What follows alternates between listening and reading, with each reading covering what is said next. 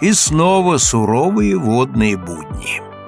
Времени на отдых практически нет, ведь нам предстоит переход до Пятиморска, где и произойдет воссоединение всей команды на борту «Оксидиана». Палящее солнце делало разрез глаз азиатским, а цвет кожи афроамериканским. Но это неотъемлемые атрибуты путешествия по воде, поэтому никто не жаловался. Ну а тем временем сам «Оксидиан» двигался с Волги на Дон по одноименному каналу, где по плану стояло посещение города-героя Волгограда.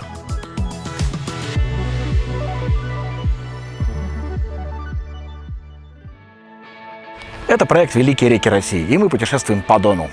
А сейчас находимся в Волгограде. Как же так, спросите вы, разве Волгоград на Дону? Нет, конечно, он на Волге. И мы уже были здесь в прошлом сезоне, когда снимали фильм об этой великой русской реке. А теперь, путешествуя по Дону, удивляемся, как много общего у этих рек. Ну, например, будучи на Волге, мы постоянно оказывались в местах, так или иначе связанных со Степаном Разиным. А начинал-то свою разбойничью карьеру он именно на Дону. То же самое можно сказать про Емельяна Пугачева. Но есть место, где Волга и Дон связаны не исторически или культурологически, а в буквальном смысле. Их воды соединяются. И это происходит в Волго-Донском канале, ради которого мы приехали снова в Волгоград. А когда были здесь впервые, вот что я говорил. Идея соединить Волгу и Дон каналом в месте их наибольшего сближения возникла еще в XVI веке у турецкого султана Селима II.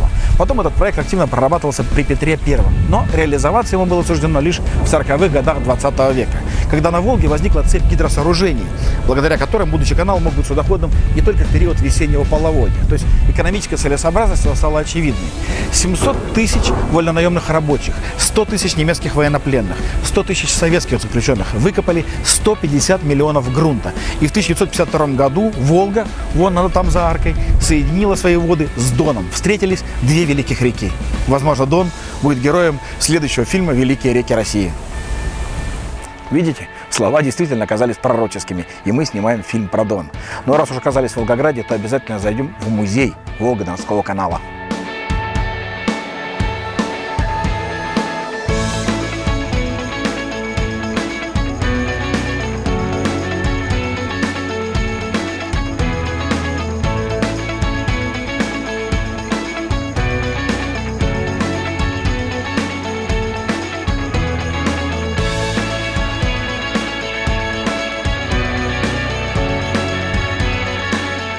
Здесь сквозь толщу времени можно увидеть, как обстояли дела до появления канала.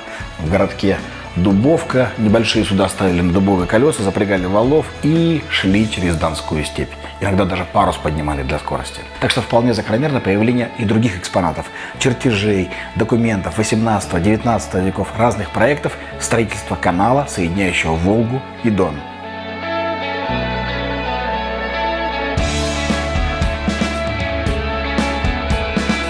А это уже история 20 века. Кстати, на строительстве Волгодона работали не только такие агрегаты, а и шагающие экскаваторы ЭШ-1465. Это была огромная землеройная машина, гигантская, как мамонт. В ковш свободно въезжал автомобиль. И вот во время строительства один из таких экскаваторов зацепил ковшом и поднял на поверхность кости настоящего мамонта. Они, кстати, тоже хранятся здесь, в музее.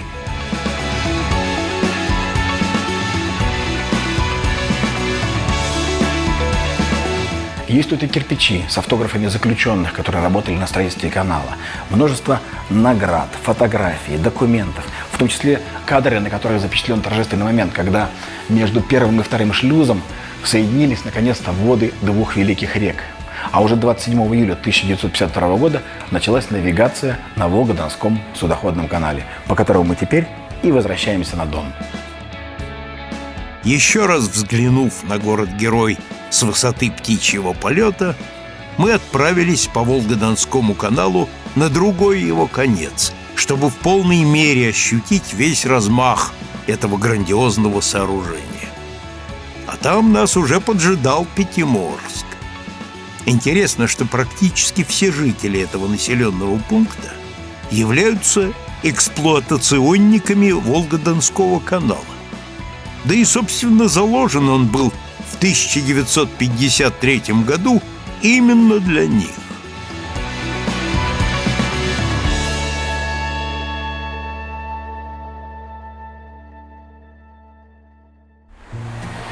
И вот мы уже перенеслись на противоположный конец Волгодонского канала, к 13-му шлюзу. Здесь находится поселок с говорящим названием Пятиморск.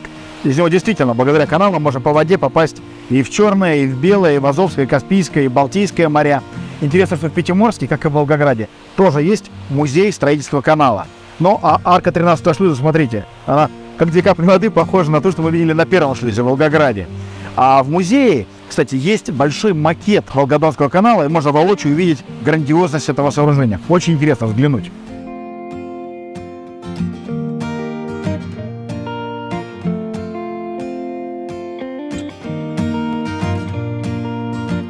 Глядя на экспозицию музея, просто диву даешься, как люди могли построить такое грандиозное сооружение на таком допотопном оборудовании. Воистину великое дело делали. В этих местах в 1942 году произошли события, повернувшие ход мировой истории. Здесь соединились два фронта, замкнув кольцо окружения, в котором оказалась целая германская армия. И местные жители по праву гордятся этим памятником, который так и называется «Соединение фронтов». Это работа Евгения Вучетича, того самого, который спустя несколько лет создал монумент, известный каждому – мать-героиня на Мамаевом кургане. Просто дух захватывает от масштабности подобных монументов. В нем и сила, и гордость, и величие русского народа. Подобных сооружений не так много на территории России, но этот монумент, на наш взгляд, один из самых красивых и эпичных. Храм Святого Иннокентия без всякого преувеличения уникален. Это первый плавучий храм современной России. Он 10 лет курсировал по Дону, а теперь вот на берегу Карповского водохранилища в Пятиморском парке обрел заслуженный покой.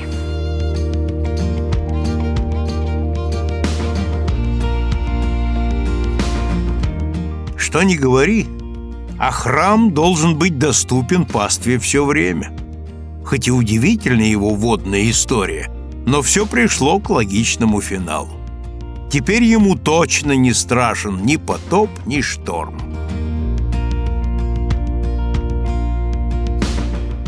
Исследуя местные достопримечательности и путешествуя по суше, мы успели порядком заскучать по своему водоплавающему другу. И пусть на земле гораздо привычнее и комфортнее, чем на воде, наша мужская экспедиция должна проходить в выбранном режиме.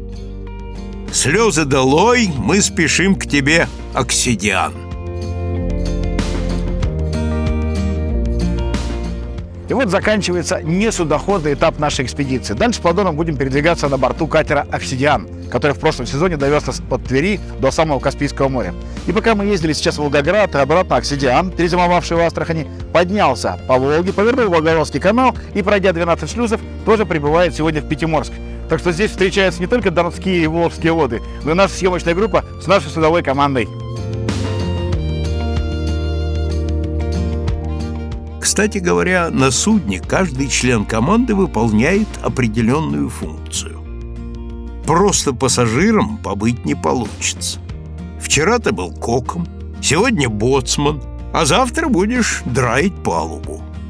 Вот и сейчас каждый из нас перебирал в голове немного подзабытые термины, чтобы не выглядеть смешно в глазах опытных моряков.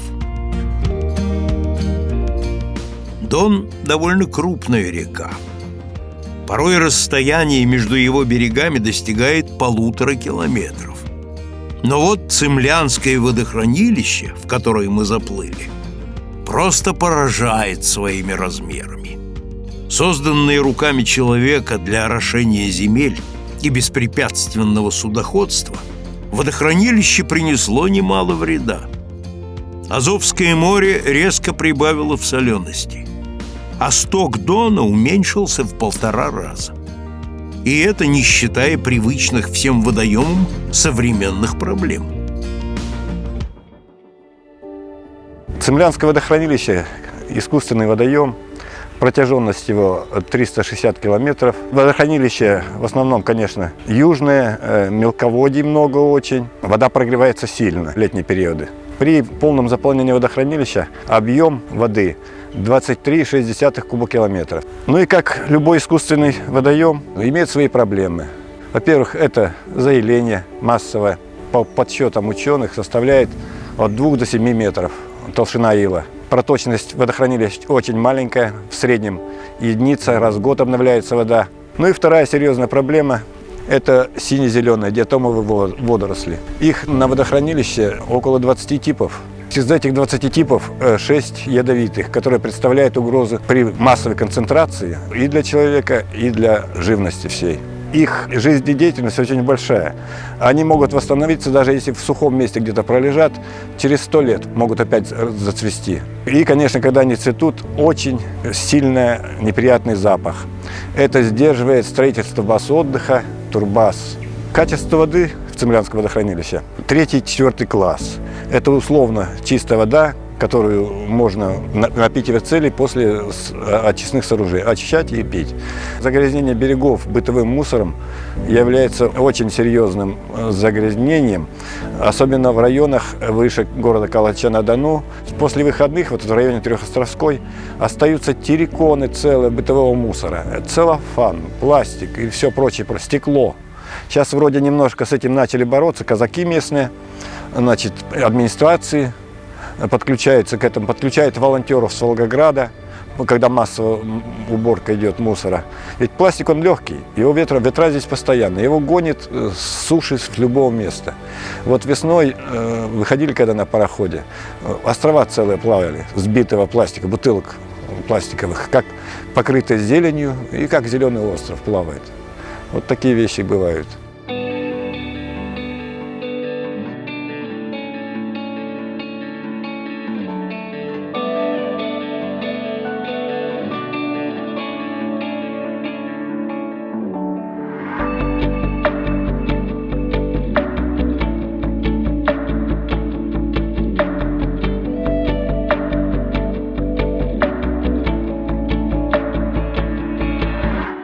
Для сбора образцов, возможно, содержащих микропластик, мы используем специальную гидрологическую сеть. Она вообще разработана для сбора планктона, образцов планктона с приповерхностного слоя воды в океанах, морях, реках, где угодно. Но мы ее модифицировали, как и ряд других исследователей. Нам нужно ее промыть для того, чтобы все, что на ней осело, все частицы, которые на ней осели, живые, неживые, искусственные, природные, неважно, собрать в нижний стакан, а потом содержимое этого стакана мы отсеем на 2 ситах и соберем в специальную емкость. Вот видите, вот то, что осел, вот это, собственно, та фракция, которая нам нужна. Большинство частиц — это, конечно же, живые организмы. Это всякие жучки, рачки, водоросли какие-то, растительные живые микроорганизмы. Но среди них даже невооруженным взглядом можно заметить частицы пластика.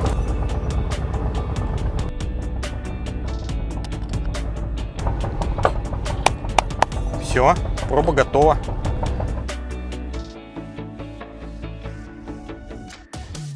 Вот это вот наша судовая мини-лаборатория на протяжении вот нескольких дней этой экспедиции.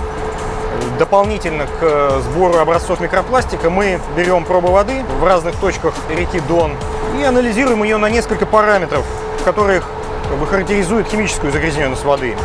ХПК, химическое потребление кислорода, концентрация железа, марганца и нитратов.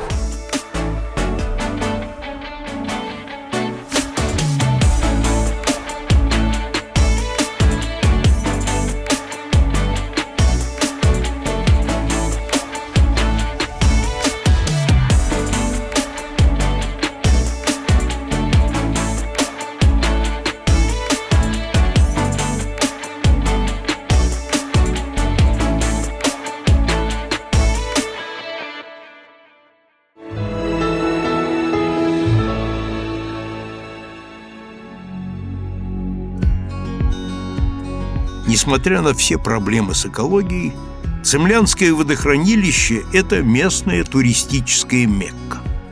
Донские бизнесмены быстро смекнули, что такое море воды может принести хорошую прибыль. И вот на его берегах, как грибы, выросли многочисленные базы отдыха и кемпинги. Но не все туристы едут сюда, чтобы позагорать на пляжах. Многих манит и историческая ценность здешних мест.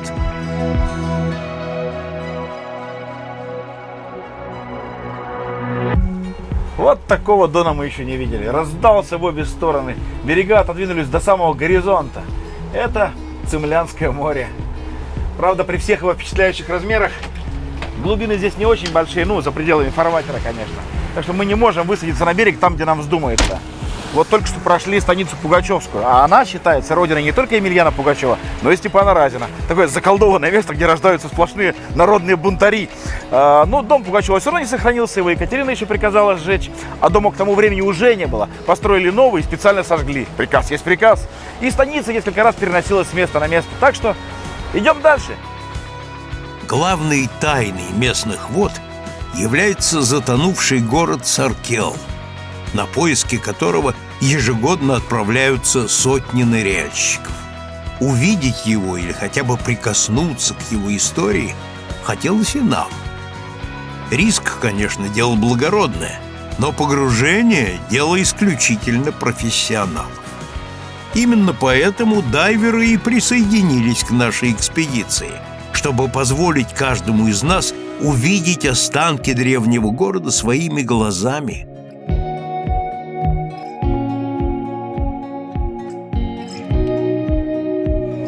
Цимлянское водохранилище не стало исключением среди других искусственных морей. Разливаясь, оно затопило множество поселений, а также крепость Саркел эпохи хазарского каганата. Археологический объект – древний белый город.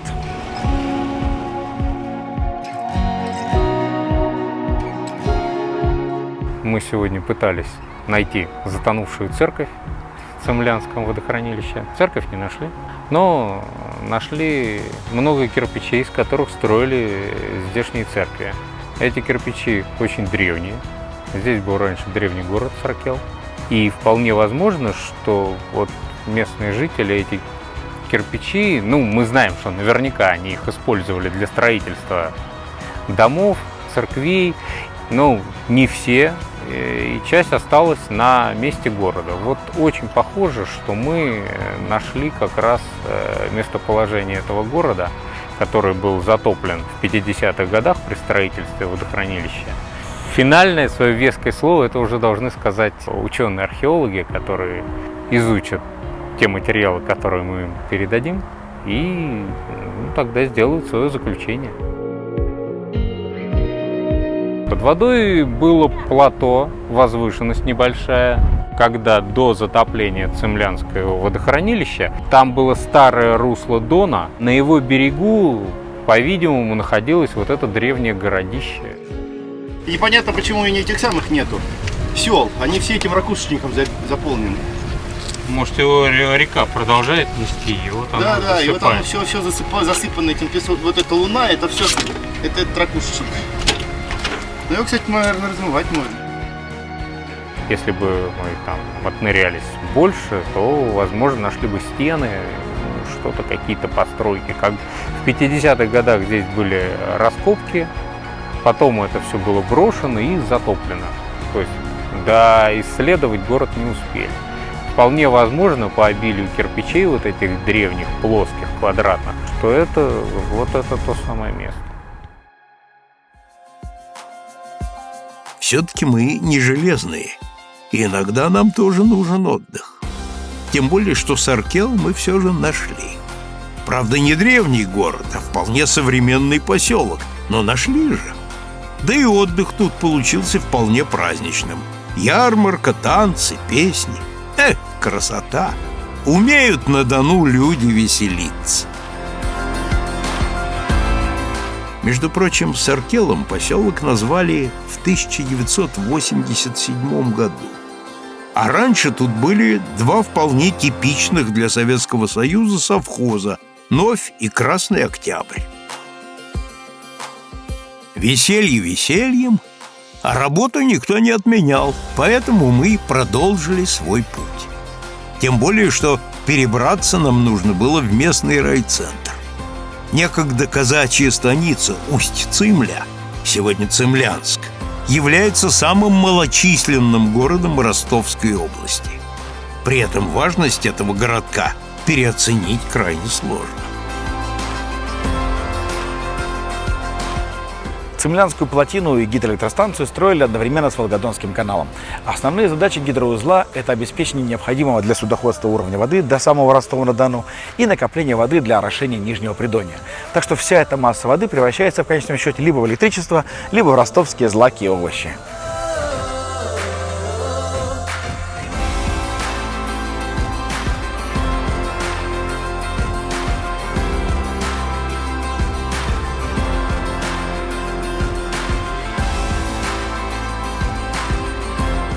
Приготовь же, Дон заветный, для наездников лихих сок кипучий и скрометный виноградников своих. Любил Александр Сергеевич донские вина, воспевал их постоянно. Нравились они Михаилу Ивановичу Кутузову. Именно бокалом с цимлянским вином он поднимал тост за победу над Наполеоном. Традиции донского виноградарства уходят корнями, в буквальном смысле, глубоко в прошлое. Несмотря на все исторические трудности, живы до сих пор, более чем живы. Цимлянские вина славятся не только в России, но и за ее пределами. Тут производят более 20 сортов вина. А вот цимлянский черный, плечистик и красностоп-золотовский особо подчеркивают уникальность здешних мест. Если кто не понял, это не прозвище виноделов, а сорта винограда, которые не встретить более нигде в мире.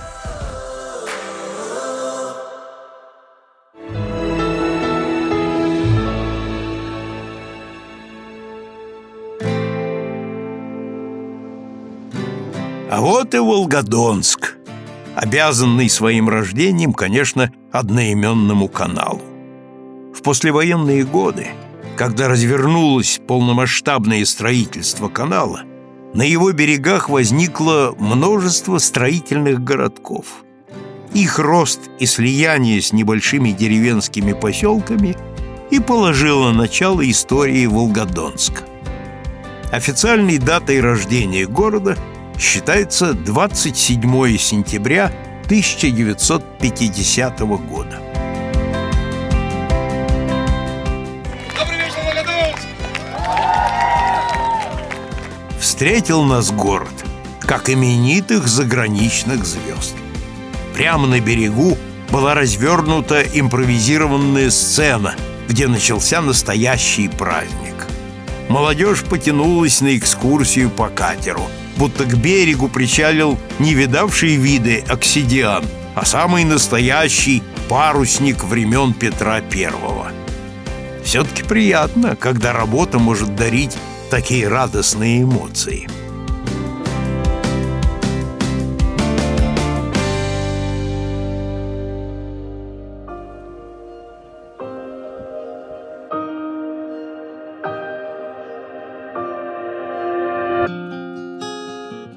Большинство историков сходятся на том, что слово «Саркел» по-хазарски означало что-то вроде «белый город», и строилась крепость, соответственно, в эпоху хазарского каганата, предположительно в конце IX века. Руководил постройкой архитектор из Византии, присланный по специальному разрешению императора Феофила. Сама крепость представляла собой в плане правильный четырехугольник со стенами толщиной 3,5-4 метра и высотой не меньше 10 метров, с башнями, воротами. В 20-30-х годах здесь велись археологические раскопки, было поднято огромное количество артефактов. Большая часть из них хранится в столичных музеях, но кое-что есть и здесь, в Волгодонском эколого-историческом музее. Сегодня крепость Саркел скрыта под водами Цимлянского водохранилища, и пробраться в нее можно только вооружившись аквалангом. Крепость Саркел была воздвигнута хазарами в IX веке нашей эры как форпост, охраняющий границы их царства. Сами хазары были никудышными строителями, поэтому прибегли к помощи византийских инженеров. Воинами они были тоже весьма посредственными, что и доказал им князь Святослав Игоревич в 965 году, забрав крепость под свое управление. Белая Вежа – такое название носил Саркел во времена Киевской Руси, пока не был окончательно уничтожен половцами в 1117 году.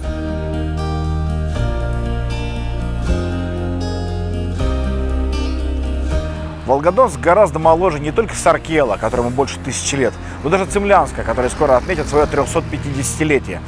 Чуть больше полвека Волгодонск. Это город-ровесник канала. Так что между двумя берегами водохранилища здесь как бы временная линза. Там прошлое, здесь настоящее. Пространство здесь тоже ведет себя необычно. Только в Волгодонске вы можете невооруженным глазом увидеть, как выглядит атом. Не верите? Да вот же он!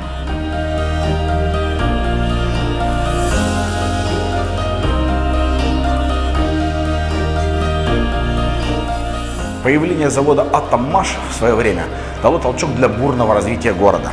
А атомная электростанция, строительство которой после Чернобыльской трагедии было приостановлено по настоянию общественности, в 2000 году все-таки была построена и превратила Волгодонск в энергетический центр Юга России. А это, кстати, никакая не декорация, а самый, что ни на есть, настоящий атомный реактор серии ВВР-1000.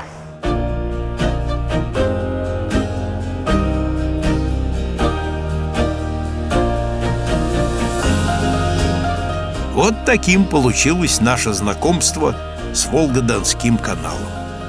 И пусть его история длится совсем недолго, зато выстроен он в таких местах, где память о былом будет храниться всегда.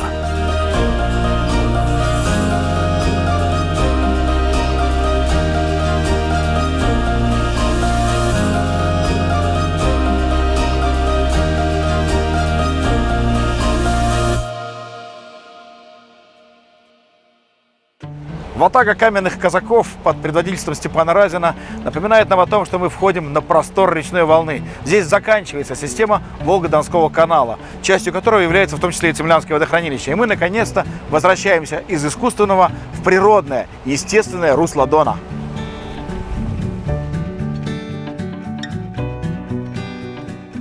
Еще один недолгий водный переход, и вот мы на месте. Казачья станица Романовская перемещалась с одного берега Дона на другой несколько раз. То татаро-монголы сожгут, то река русло поменяет. Сегодня станица считается мирным административным центром, но древние курганы на ее территории напоминают о грозных временах и лихих сражениях. Музей краеведения Волгодонского района и муниципальный ансамбль «Станица» приветствует туристов на нашей Донской земле в станице Романовской. Счастья вам, здоровья, успехов и ждем всегда вас с хорошим настроением. Цыганка гадала, за ручку брала. Набережная станицы Романовская выглядит по-царски богато, вполне оправдывая название. Ведь основана станица больше 400 лет назад бравым казаком Смагой Чершевским, а названа так по фамилии первого русского царя этой династии Михаила Романова.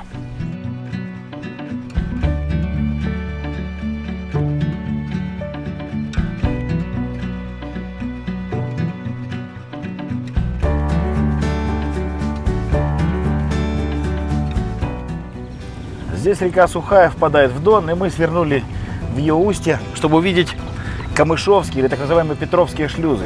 Почему так называемые? Объясню. Идея шлюзования Дона действительно появилась еще в эпоху Петра Великого.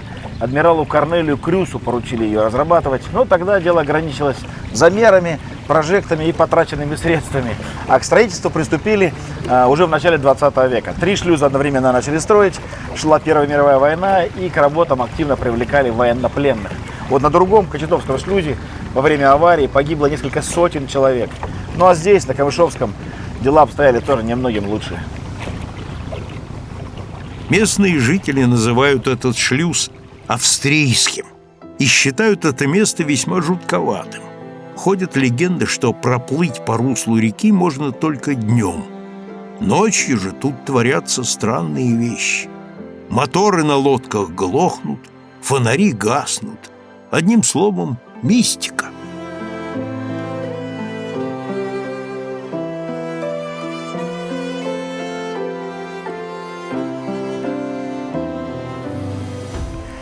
Hier ruhen österreichische, ungarische und deutsche Kriegsgefangene Opfer des Ersten Weltkrieges. Здесь покоятся венгерские, немецкие, австрийские военнопленные времен Первой мировой.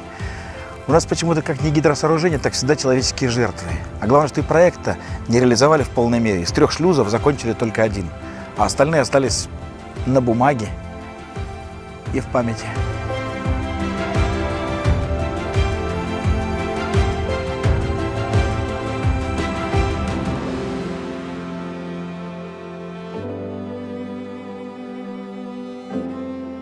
Обследуя окрестности Цимлянска, мы наткнулись на еще одну местную достопримечательность – огромный курган. О его происхождении ходят байки до сих пор. Но одно известно точно – в свое время на вершине кургана стояла деревянная вышка с колоколом, чтобы сообщать соседям о пожарах или иных происшествиях. Курганов в придонских степях великое множество. Строили их разные народы в разные исторические эпохи, разные культуры. Есть курганы, как слоеный пирог. Одни цивилизации уходили, другие появлялись на их месте и использовали уже готовые сооружения для своих целей. Причем не всегда это были только захоронения вождей или царей. Курган можно было использовать как сторожевую вышку или наблюдательный пункт. А мы приехали к самому известному и одному из самых больших курганов цимлянских степей.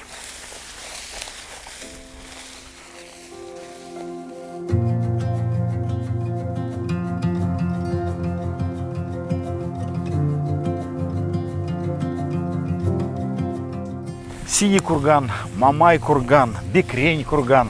У него много названий, но кто, когда и с какой целью насыпал его, жаркие споры об этом не утихают и в профессиональной среде, и среди любителей истории. Это сооружение почти правильной квадратной формы, 100 на 100 метров. А какой он был высоты, неизвестно, потому что и природа, и человек постарались его немножко уменьшить. Для археологов здесь настоящий рай. На кургане в окрестностях находят следы самых разных цивилизаций. А по одной из вполне серьезных версий, синий курган – ровесник египетских пирамид. Немало курганов расположено на Донских берегах. Что или кто скрывается под толщей земли, уже никому не узнать. Но есть один человек, о котором знает каждый, оставивший свой след и на Волге, и на Дону. Казачий атаман Степан Разин. Это настоящая легенда. Много о нем мы рассказывали в рамках рассказа о Волге на проекте «Великие реки России». Если не смотрели, милости просим. Так вот, сейчас мы высадились в Константиновске. А именно тут Разин был схвачен и доставлен в Москву пред светлые очи императрицы. Еще одна здешняя легенда – Красный камень. Старожилы Константиновска помнят, как он лежал здесь на высоком берегу. На нем был отпечаток человеческой ладони и подковы. Здешняя порода известняк, да ракушечник, откуда взялся красный камень, непонятно. Ну и по рассказам, Степан Разин использовал его как трибуну, выступая перед своими соратниками. Уже в недавние времена камень сполз с высокого обрыва и погрузился в воды разлившегося Дона. Искали его водолазы, не нашли, и местные жители, чтобы легенда не умирала, поставили на его место другой.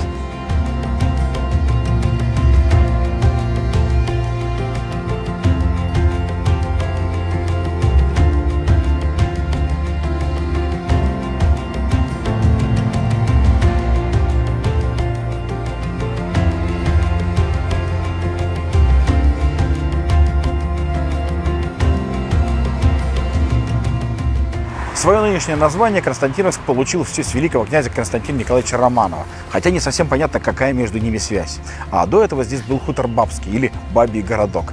Так именоваться он начал после одного из татарских набегов, когда защищать родной хутор вместе с казаками вышли их отважные жены. Ну, конечно, это легенда, но в Константиновске легенд много, и некоторые из них правда. Наш город Константиновск, в прошлом окружная станица Константиновская, очень богат своей историей, знаменит очень множеством людей, которые оставили след и в военной, и в мирной истории. Первый – это Савелий Евграф Петрович, известный всем историк казачества, который оставил после себя большое рукописное наследие в виде различных книг по описанию быта, жизни казачества.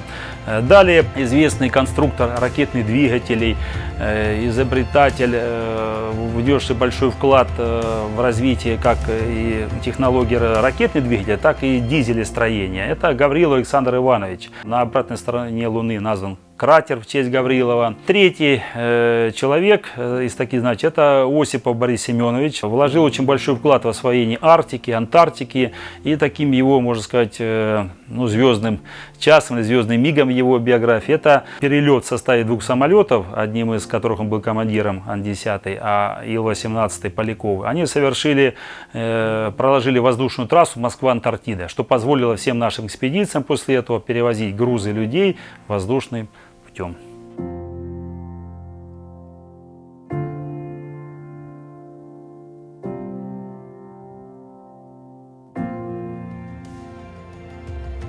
На военном кладбище Маунт-Сити в штате Иллинойс среди типовых белых надгробий выделяется большой черный камень. На нем надпись «Джон Турчин, герой гражданской войны». Он воевал за армию северян, сначала в чине полковника, дослужился до генерала и лично встречался с 3 американскими президентами, которые относились к нему с огромным уважением. Можно долго рассказывать о героической судьбе этого необычного человека, но скажу лишь одно. Настоящее его имя Иван Турчининов, и родился он здесь, в Константиновске.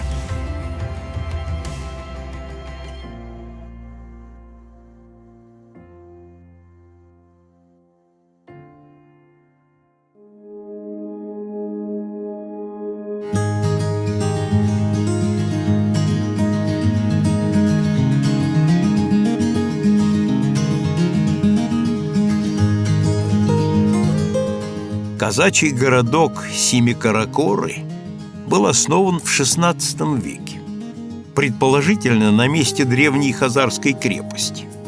Об этом говорят археологические находки. Да и название его произошло от слияния нескольких тюркских слов, означающих «сильная черная крепость». А вот датой его рождения принято считать 1672 год. Именно тогда о нем доложил царю станичный атаман Фрол Минаев.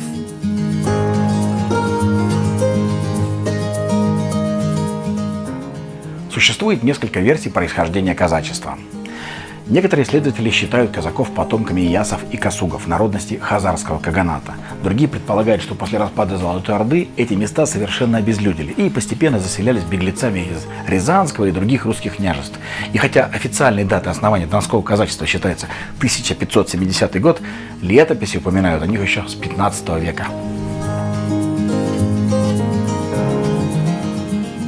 Казаки Семикаракорска считали зазорным осваивать ремесла, поэтому земледелием и скотоводством тут занимались в основном бедные мигранты из российских и украинских губерний.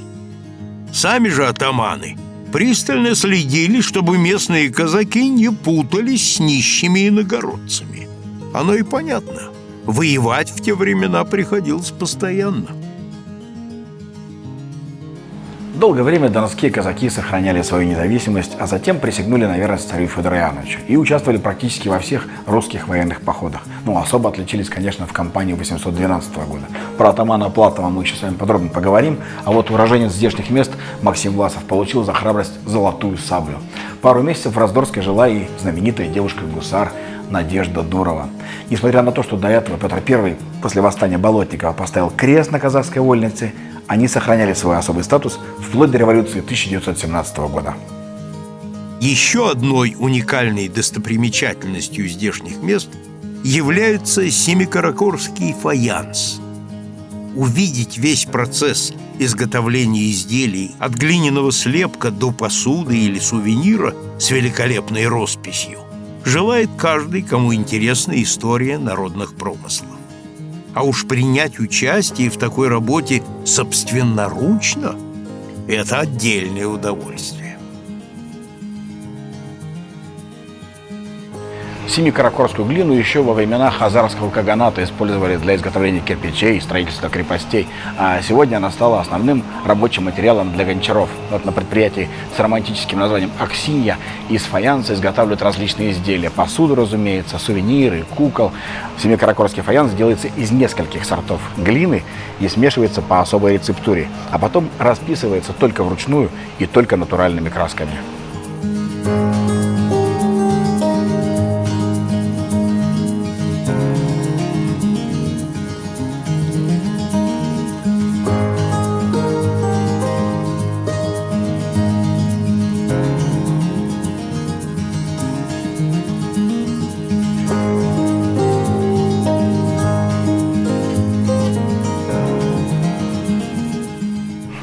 Дону, как известно, водятся всякие виды рыб и млекопитающих, в том числе такие.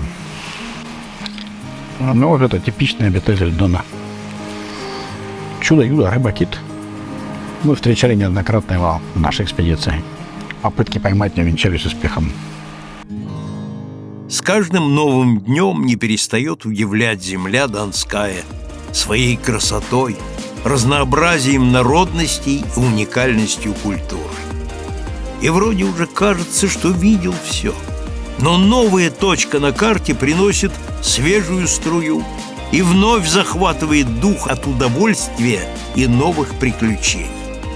А сколько еще нас ждет впереди? Низкий поклон тебе, Дон-батюшка, за душу твою широкую. Скоро увидимся снова.